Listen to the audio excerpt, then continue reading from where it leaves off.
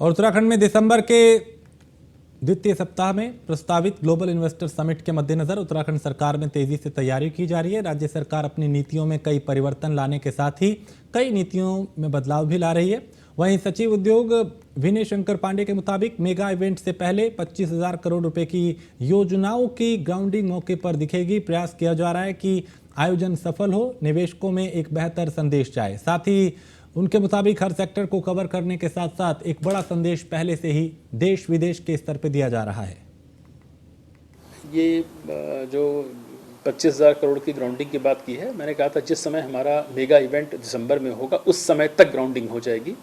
अभी तो प्रोसेस चल रहा है और करीब अभी पूरा अगस्त, सितंबर, अक्टूबर 4 महीने का वक्त है। देखिए, किसी भी परियोजना को चाहे आप 25,000 करोड़ का टारगेट रखें चाहे 50,000 करोड़ का, आपकी प्रिपरेशन अच्छी होनी चाहिए। प्रिपरेशन इस सेंस में कि आपकी सभी पॉलिसीज़ वो अच्छे ढंग से बन जानी चाहिए। हम लोगों ने इसमें लगभग 90% काम पूरा कर लिया है, चाहे वो टूरिज़्म की हो, हमारे लॉजिस्टिक पार्क की पॉलिसी हो, प्राइवेट इंडस्ट्रियल पार्क की हो, सर्विस सेक्टर की हो, और चाहे हमारी ऊर्जा विभाग से सभी पॉलिसीज़ हमारी या तो लगभग तैयार हो गई हैं या वो कैबिनेट से अप्रूव हो चुकी हैं, उनकी गाइडलाइन भी जारी हो चुकी है। क्योंकि जब ये सारी पॉलिसीज़ हमारे हाथ में आ जाएंगी, वो हमारा असली एक टूल होता है। क्योंकि जब हम अपने सभी उद्योग जगत के जो बड़े नाम हैं उनसे जब मिलेंगे तो हमारे पास ये बताने के लिए होना चाहिए कि हमारे स्टेट की यूएसपी क्या है, हमारे स्टेट में आप क्यों इन्वेस्ट करें। उनको बताएंगे कि हमारे स्टेट में पॉलिसीज़ अच्छी हैं, इसमें काफ़ी सुविधाएं दी जा रही हैं हमारे। और देहरादून के डोईवाला क्षेत्र के एक नामी स्कूल को बम से उड़ाने की धमकी मिली है। धमकी स्कूल की मेल पर आई है। स्कूल प्रबंधन की सूचना पर पुलिस ने मुकदमा दर्ज करते हुए मामले की जांच शुरू कर दी है। वहीं बम निरोधक दस्ते और डॉग स्क्वाड टीम ने स्कूल पहुंच के तलाशी की। हालांकि कहीं कोई विस्फोटक नहीं मिला। फिलहाल एसपी देहात कमलेश उपाध्याय का कहना है कि पुलिस मामले की जांच कर रही है और इस प्रकार की धमकी भरा मेल स्कूल को देने वाला जल्द ही सलाखों के पीछे होगा। कल डोईवाला में एक 12th तक स्कूल है, उसको वहाँ पर एक ईमेल आई थी और जिसमें ये बताया गया है कि आप मतलब जो भी धमकी है उसमें कि आप बम से उड़ा दिया जाएगा तो स्कूल को। उस संबंध में जैसे ही पुलिस को जानकारी मिली तो पुलिस के द्वारा इसमें तत्काल ही कार्रवाई करते हुए इसमें मुकदमा दर्ज किया गया है। और साथ में इस ईमेल ये कहाँ से आई है उसकी जांच के लिए हमने एसओजी को और साइबर सेल को लगा दिया है। और परंतु हमने प्रिकॉशन के रूप में एसएसपी सर के निर्देशानुसार फिर इसमें हमने पूरे स्कूल में बीडीएस से चेक भी करवा।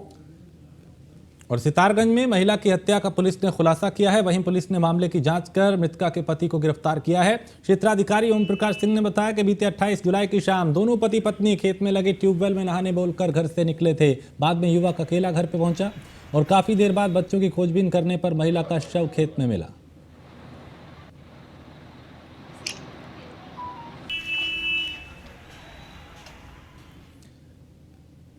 पौड़ी में स्कूली छात्र ने खुद को अपने पिता की लाइसेंसी बंदूक से गोली मार ली और गोली लगने से युवक घायल हो गया। गंभीर हालत में युवक को हायर सेंटर रेफर किया गया। जानकारी के मुताबिक घायल युवक सेंट थॉमस स्कूल में 10वीं का छात्र है। और वहीं मामले की गंभीरता को देखते हुए जिलाधिकारी डॉक्टर आशीष चौहान ने युवक को हायर सेंटर भेजने के लिए चौपर की व्यवस्था की, लेकिन मौसम खराब होने से चौपर नहीं उड़ पाया, जिसके बाद युवक को एम्बुलेंस से ही हायर सेंटर ऋषिकेश एम्स में भेजा गया।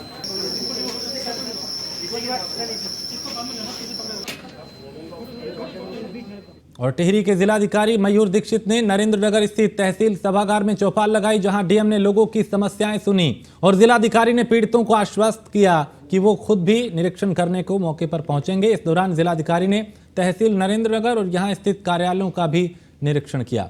अधिकारी को निर्देश भी दिए और वहीं इस मौके पर उप जिलाधिकारी, तहसीलदार और कई आला अधिकारी भी मौजूद रहे। जो अन्य विभाग यहाँ पर कार्य कर रहे हैं उनका भी निरीक्षण किया जाएगा। अभी यहाँ पर एक जन समस्याओं के लिए हमने एक चौपाल लगाई थी, जहाँ पे कुछ लोग यहाँ पर आए थे अपनी समस्या लेके, और एक बैठक भी की गई जहाँ पे जो रेलवे से प्रभावित परिवार हैं उनके 4 गांव के प्रतिनिधि यहाँ पर आए थे। तो उनकी जो समस्याएं हैं उनको यहाँ पे सुना गया है और समस्त विभाग के अधिकारी यहाँ पर मौजूद थे। उनको निराकरण करने के लिए जहाँ कहीं भूस्खलन की संभावना है, कहीं पेयजल लाइन की समस्या है, पानी की, कहीं उनके घरों में जो दरारें आ रही हैं उसके बारे में उन्होंने कंप्लेंट्स किया। हमारे नए डीएम सर आ रखे हैं, उन्होंने हमारी सारी बातें बहुत अच्छी तरह सुनी है उन्होंने हमको पूरा विश्वास दे रखा है। हमें उम्मीद है कि हमारा काम अब अच्छे ढंग से होगा। तो घरों में जो दरार पड़ी है, कर्णप्रयाग ये जो रेल परियोजना है उसकी वजह से काफ़ी समय से ये लोग अधिकारी जो हैं हम लोगों को गुमराह कर रहे थे, सही सटीक जवाब नहीं दे रहे थे। लेकिन आज जो हमारे टिहरी जिले में नए डीएम साहब आए हैं, उन्होंने सकारात्मक विचार रखे हैं। ऋषिकेश कर्णप्रयाग रेल परियोजना से जो समस्याएं क्षेत्र में उपजी हैं उनके समाधान के लिए लगातार 2 साल से कार्य कर रहे हैं। आज विगत जितनी भी मीटिंग है उसके सापेक्ष में आज और पूर्व निदेशक उद्यान विभाग हरविंदर सिंह बवेजा के खिलाफ जांच तेज हो गई है और बवेजा के खिलाफ जांच के लिए एसआईटी का गठन किया गया है। एसआईटी के अगर अध्यक्ष की बात करें तो वो डीआईजी सीआईडी होंगे और SSP Almora, SP CBCID Haldwani, कृषि विभाग के अधिकारी भी टीम में शामिल होंगे। इसके साथ ही डीआईजी सीआईडी द्वारा नामित 2 सदस्य भी शामिल होंगे। विशेष सचिव गृह रिधिम अग्रवाल ने आदेश जारी किए हैं और सीएम धामी का भ्रष्टाचार पर यह एक और बड़ा प्रहार है। सीएम धामी ने ही बवेजा को सस्पेंड किया था।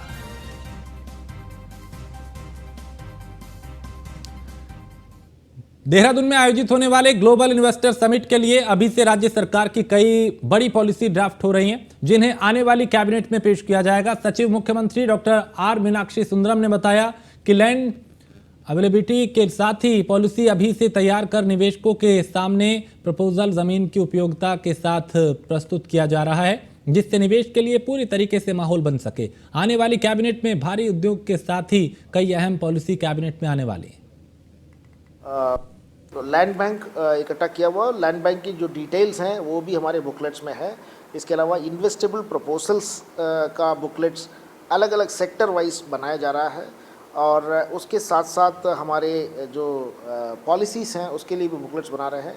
अभी आप लोगों को मालूम होगा कि कई सारे पॉलिसीज़ जो हैं हमारी बहुत अट्रैक्टिव पॉलिसीज़ बन गई हैं। उदाहरण स्वरूप मैं बताऊँ तो हमारा एमएसएमई का पॉलिसी अभी आगामी कैबिनेट में आने वाला है, ड्रोन पॉलिसी आगामी कैबिनेट में आने वाला है, सर्विस सेक्टर पॉलिसी आगामी कैबिनेट में आने वाला है। इसको छोड़ करके जो ऑलरेडी आ चुके हैं, कैबिनेट से अप्रूवल हो चुके हैं, वो हमारी टूरिज़्म पॉलिसी है जो बहुत हिंदुस्तान के हर स्टेट की पॉलिसी के साथ आप तुलना करेंगे तो ये सबसे अट्रैक्टिव पॉलिसी है। और उसके साथ साथ हमारी mega industrial policy, large industrial policy और हमारी ऊर्जा के 2 पॉलिसी, सोलर एनर्जी पॉलिसी और मिनी हाइड्रो पॉलिसी। इसके अलावा एक आयुष की पॉलिसी अभी हमारी आने वाली है। एप्पल मिशन वो नेक्स्ट कैबिनेट में उम्मीद है कि और लक्सर एसडीएम कार्यालय में आज उप जिला मजिस्ट्रेट से बार संगठन के कई पदाधिकारी और अधिवक्ता मुलाकात करने पहुंचे, जहां बीते महीनों से लगातार जारी दाखिल खारिज संबंधित हड़ताल को लेकर अपना विरोध जताया गया। इस दौरान अधिवक्ताओं ने कहा हड़ताल के कारण 7,000 दाखिल खारिज की फाइलें लंबित हो चुकी हैं, जिस कारण अब क्षेत्रवासियों को भारी परेशानी का सामना करना पड़ रहा है। उन्होंने कहा कि सरकार और राज्यपाल द्वारा हड़ताल पर रोक के बावजूद भी इस हड़ताल को किया गया है। देखिए, म्यूटेशन की जो प्रक्रिया है, दाखिल खारिज की प्रक्रिया लगभग 1.5 माह के अंतर्गत कंप्लीट पूरी हो जानी चाहिए और आर के रजिस्ट्रार कानून को कार्यालय में जो हड़ताल है वो खाली म्यूटेशन के लिए 10 मई से कंटिन्यू है। अब 10 मई को 3 महीने का टाइम होगा। इतने में पेंडेंसी कितनी बड़ी होगी, इसके लिए पब्लिक में बहुत भारी आक्रोश है और हम लोग भी परेशान है, क्योंकि पब्लिक हमें कहती है। अब बार बार मिलने के बावजूद भी यहाँ काम नहीं चल रहा। अभी हम एसडीएम साहब से मिले थे, तहसीलदार साहब भी मौजूद थे। अभी उन्होंने आश्वासन दिया है, करीब 1 हफ्ते का समय मांगा है हमारे से। यह है कि यहाँ म्यूटेशन की फाइलें हैं वो पेंडिंग थी, उनकी 7,000 के लगभग हो गई है। ऊपर से आरके ने हड़ताल कर रखी है 1-1.5-2 महीने से, जबकि वो भी इलीगल हड़ताल है। तो उन्होंने भी गवर्नर साहब का आदेश का पालन नहीं किया है, क्योंकि उसमें 6 महीने का सीधा सीधा दे रखा है कि 6 महीने तक कोई हड़ताल नहीं होगी। अगर जो हड़ताल करेगा वो इलीगल है, लेकिन फिर भी ये नहीं मान रहे। हड़ताल इनकी जुगी तू जारी है और हमारी पेंडेंसी दाखिल खारिज की 7,000 के लगभग हो गई है और हमारे जो क्लाइंट है उन्होंने हमारे कपड़े फाड़ने शुरू कर दिए हैं। इसलिए हमने आज इन्हें अल्टीमेटम दे दिया है, या तो दाखिल खारिज 2-4 दिन में शुरू करवाए और नहीं तो हम भी यहाँ दरी बिछा के बैठ जाएंगे और बैनामे बंद कर देंगे, बिल्कुल रजिस्ट्री बंद हो जाएगी। कानूनगो के द्वारा म्यूटेशन कार्यों का बहिष्कार किया गया, ये पूरे प्रदेश में संबोधित किया गया है। इसको लेकर के अधिवक्ताओं के द्वारा नाराजगी व्यक्त की गई है कि म्यूटेशन का कार्य नहीं हो रहा, जिससे जनता में रोष है। इसको लेकर के तहसीलदार को निर्देशित किया गया कि जो उनके पेशकार हैं उनके माध्यम से म्यूटेशन का कार्य प्रारंभ कराएं। और आजकल आपदा का काम चल रहा है, तो अधिवक्ता जो बार एसोसिएशन हमारे पास यहाँ पर आया है उनको भी बता दिया गया कि अगले सोमवार से म्यूटेशन का। और भारी बारिश के चलते हल्द्वानी के गोलापार की सूखी नदी में अचानक पानी आने से विजयपुर गांव का संपर्क कट गया। नदी में पानी अधिक आने से गांव का रास्ता घंटों बंद रहा। बच्चे खतरे के बीच अपनी जान जोखिम में डाल के नदी पार कर स्कूल जा रहे हैं। स्कूल से घर आने में भी बच्चों को कई तरह की परेशानियां हो रही हैं। हल्द्वानी से महज 7 किलोमीटर दूरी पर विजयपुर गांव है, जो ब्रिटिश कालीन गांव के नाम से जाना जाता है। ग्रामीण कई दिनों से यहाँ पे दहशत में हैं। देखिए, सूखी नदी के जब भी इसके कैचमेंट एरिया में बारिश होता है तो कुछ एक समय के लिए, घंटे, 1.5 घंटे, 2 घंटे के लिए बहुत तेज़ बहाव होता है और पानी का स्तर बहुत ऊंचा होता है। उसके कारण से जो लोग भी उसको नज़रअंदाज करके इसको पार करने की कोशिश करते हैं, उनके लिए खतरा उत्पन्न हो सकता है। पूर्व में भी निर्देश दिए गए थे पुलिस विभाग को कि ऐसे जो भी नाले, रपटे या ऐसे सेंसिटिव स्पॉट्स हैं जहाँ पे इस तरीके की दिक्कतें आ सकती है, वहाँ पर पहले ही पुलिस फोर्स तैनात कर दिया जाए और किसी भी दशा में ऐसे व्यक्तियों को नाला या नदी पार करने न दिया जाए। जहाँ तक गांव में बुजुर्ग व्यक्तियों, बीमार व्यक्तियों और उनकी बात है, उनके संबंध में पहले आशा कार्यकर्तियों को निर्देशित किया गया है जिलाधिकारी महोदय के द्वारा, और मेरे द्वारा भी आज एक पत्र लिखा गया है SHO को कि वो ये देखें और ये सुनिश्चित करें कि वहाँ। तो बरसात से जनजीवन प्रभावित हुआ है और बच्चे यहां जान जोखिम में डाल के स्कूल जाने को मजबूर हैं, क्योंकि सूखी नदी में पानी आने से कहीं ना कहीं लोगों की परेशानियां बढ़ गई हैं।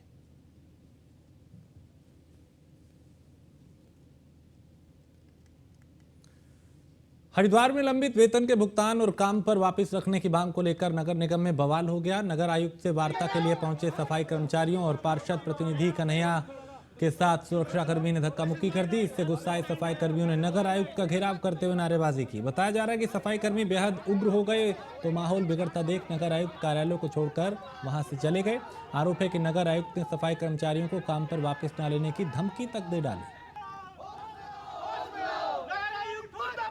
पिछले 5 साल से नगर निगम में कार्यरत हैं। पहले नमामि गंगे योजना में उन्होंने कार्य किया, तब उन्हें 6,000 रुपये मात्र कर्मचारी को एक को मिलते थे। उसके बाद अब शुभारंभ कंपनी आई है, उसके माध्यम से 15,000 रुपये मासिक वेतन मिल रहा है। उनको 40 से 50 दिनों में हटा दिया गया बिना किसी नोटिस के।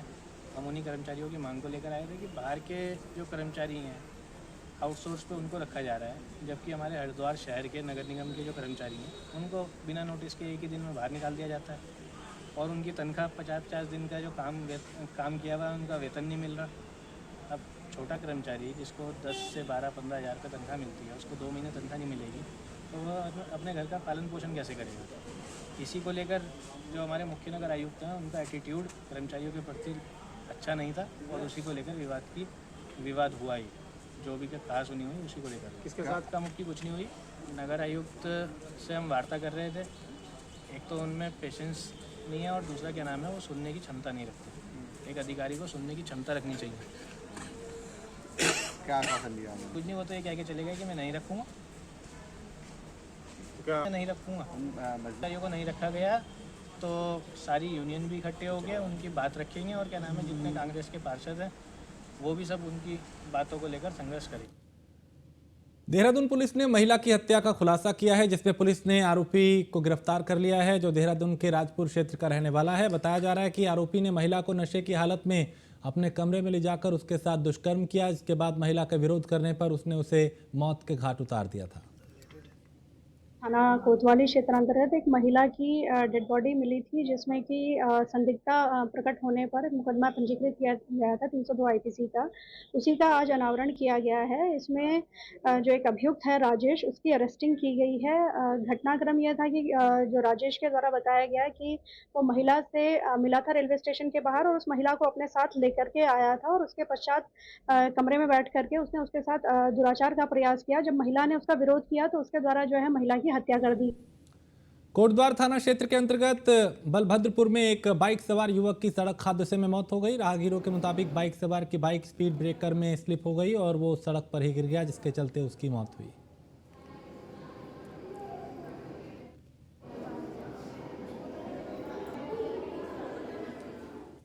पौड़ी में आवारा कुत्तों का आतंक बढ़ता जा रहा है। आवारा कुत्ते ने स्कूल जा रही 5 साल की बच्ची पर हमला कर दिया, जिससे बच्ची जख्मी हो गई। लोगों ने घायल को अस्पताल में भर्ती कराया। बच्ची का इलाज जारी है और इससे पहले भी ये आवारा कुत्ते कई लोगों पर इस तरह का हमला कर चुके हैं। और कांग्रेस जिलाध्यक्ष विनोद बेगी ने नगरपालिका प्रशासन पर कई सवाल उठाए। देखिए, जिस तरह से आए दिन घटना सुनने को मिल रही हैं, कल आपने देखा होगा कि 7 केस पौड़ी में आए हैं और उनमें एक बच्ची को तो बहुत ही दर्दनाक तरीके से कुत्तों ने काट दिया था, जिसको हायर सेंटर रेफ़र किया गया।